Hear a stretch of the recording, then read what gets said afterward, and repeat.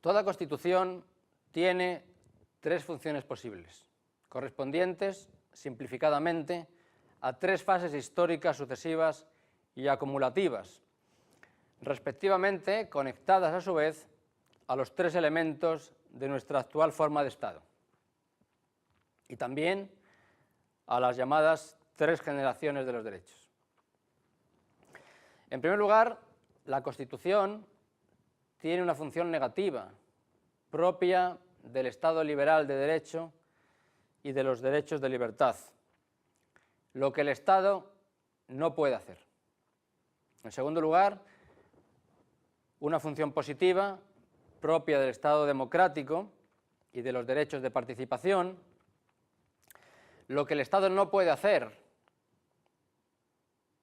ocupar el espacio del pluralismo político. El Estado tiene que mantenerse neutral frente a las distintas opciones políticas, pero a la vez, función positiva, lo que el Estado debe hacer, garantizar la neutralidad y el pluralismo de ese proceso democrático. Y en tercer lugar, lo que más interesa a esta voz, toda Constitución tiene o puede tener una función promocional propia del Estado social y de los derechos sociales de prestación, lo que el Estado debe hacer. Estas tres funciones se resumen en una, la integración sociopolítica. La Constitución tiene que servir para que los ciudadanos se identifiquen con el Estado y le doten de legitimidad permanente. La tercera función de la Constitución a la que me he referido, función promocional, es la más original y novedosa. En 1978, el constituyente decidió dos cosas.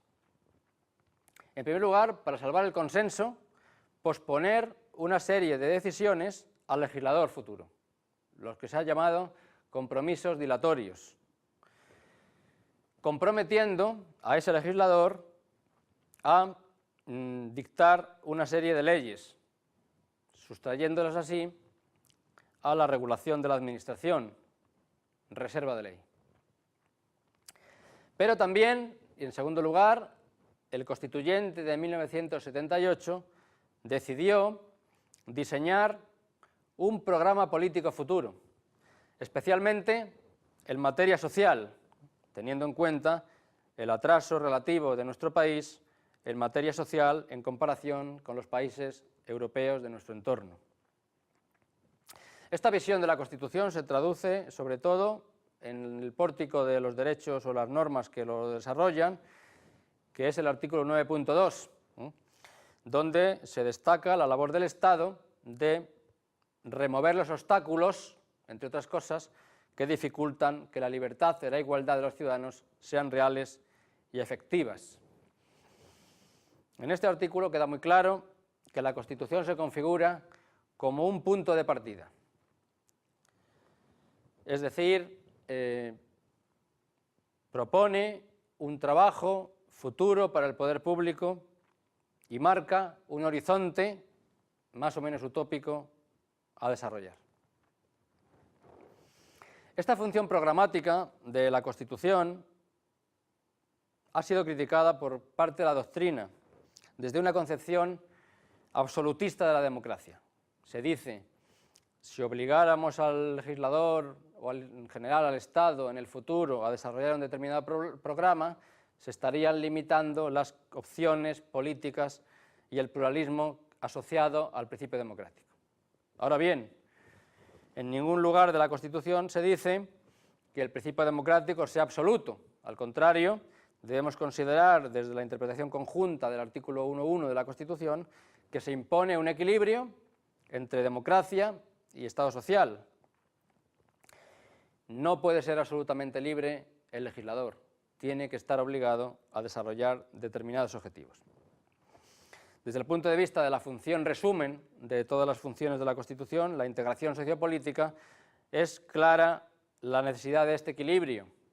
Los ciudadanos no demandan un Estado abstencionista, no demandan un Estado que únicamente se limite a garantizar el proceso político, sino que demandan también, y de manera cada vez más llamativa en esta época de crisis, demandan también la satisfacción de las necesidades básicas, lo que exige obviamente una ejecución de programas políticos, como decimos, en su contenido fundamental, marcados por la Constitución.